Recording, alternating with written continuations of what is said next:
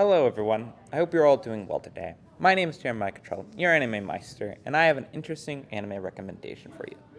So sit back and give your order to the waitress as we dive into Akuma Maid War. So, this anime is amazing. That's all you really need to know.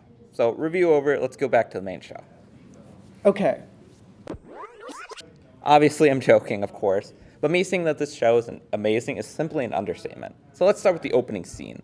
This scene is definitely the most important in the entire 12 episodes, since we revisit it and expand on its importance. But this scene does set the tone for the show, in that it's not going to be sunshine, happiness, and rainbows. This show is going to be dark, and there's going to be a lot of blood.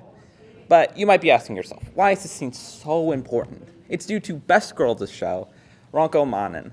So, when I first saw her, I immediately fell in love with her.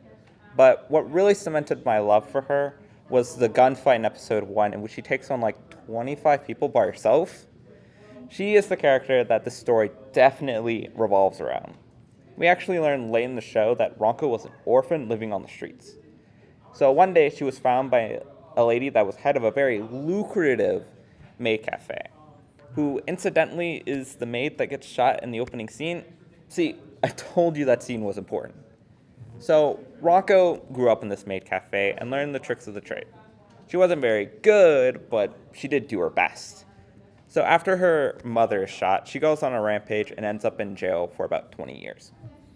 So throughout the show, you see her go from this emotionless person that is someone that's closed off to someone that openly cries when her friends are hurt. And I'm going to be honest, I loved it. And when she found love in episode 10, I couldn't help but root for her. Now, this all comes to a head when in episode 11, because, spoiler alert, she gets shot at the very end. And for me, I just simply dislike this, to put it mildly. After everything she went through, this is where her life comes to, being shot in the back by a coward. Now, I wasn't the only one who hated this. Naogumi Wahira also felt very angry. Now, Naogumi is always someone who looked on the bright side of things, and no matter how hard life got, she tried to put on a brave face. Even when her friend dies in episode 6, she cried and left the cafe for a bit, but she came back with a smile. To her, that's what being a maid is supposed to be and how they're supposed to act. Then episode 11 came, and that's really what broke the camel's back. She stopped caring and became reckless, the character that broke up multiple fights and gave speeches telling people that are trying to murder each other that, that's really stupid. It's the same character that without hesitation shoots another maid and is egged on others while she's getting beaten up. The same character that wanted nothing more in life than to be a maid is the same one threatening a bystander's life.